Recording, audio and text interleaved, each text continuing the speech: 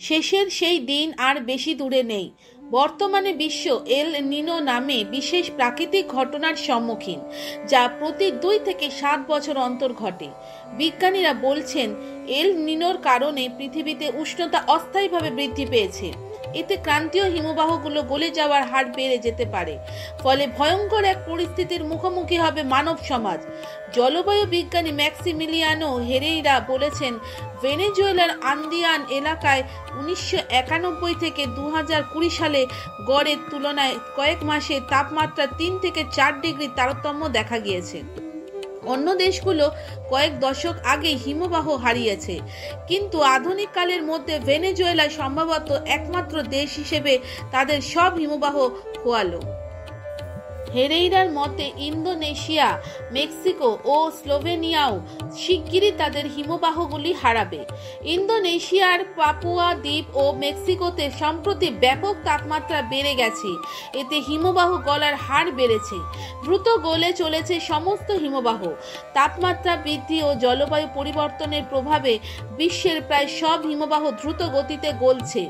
জানলে অবাক হবেন, চলতি শতকেই 1/5 বেশি বৈশ্বিক সমুদ্রস্তর বৃদ্ধিতে ভূমিকা রাখছে হিমবাহ গলা জল। এই তথ্য আন্তর্জাতিক গবেষকদেরও ঘুম কেড়েছে। এদিকে নতুন এক গবেষণায় দেখা গিয়েছে হিমবাহ গলে যাওয়ার গতি গত 2 দশকে দ্বিগুণ হয়েছে।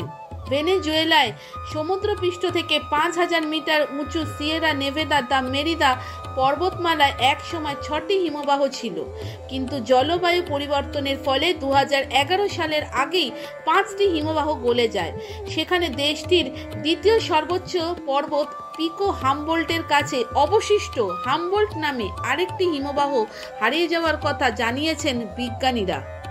গবেষকদের মতে আগামী দশকে মধ্য ও পূর্ব হিমালয় অঞ্চলের অধিকাংশ হিমবাহ বিলুপ্ত হয়ে যাবে। কিছু হিমবাহ গলে যাওয়ার আশঙ্কা আরও গুরুতর হবে, যার কারণে আসন্ন বন্যায় সবচেয়ে বেশি ক্ষতিগ্রস্ত দেশগুলোর মধ্যে ভারতও রয়েছে। নেচার কমিউনিকেশন জার্নালের গবেষণা অনুসারে বিশ্বের 15 মিলিয়ন মানুষ হিমবাহ হ্রদে ক্রমবর্ধমান বন্যার হুমকির মধ্যে রয়েছে। যদি এই হিমবাহগুলি গলে যায় তবে তাদের জল এসে মিশবে হ্রদে, ফলে হ্রদ প্রবাহিত হবে এবং তারপর হ্রদের পাড় ভেঙে যাবে। এমতাবস্থায় লেক থেকে জল বেরোতে থাকবে, ফলে বন্যার আশঙ্কা তৈরি হবে, যার কারণে আবাসিক এলাকায় বড় ধরনের ক্ষতির আশঙ্কা থাকবে। যদি এই হিমবাহগুলি না থাকতো তাহলে বিশুদ্ধ পানীয় জল পেতে মানুষকে কতটা অসুবিধার সম্মুখীন হতে হতো তা বোঝাই যায়।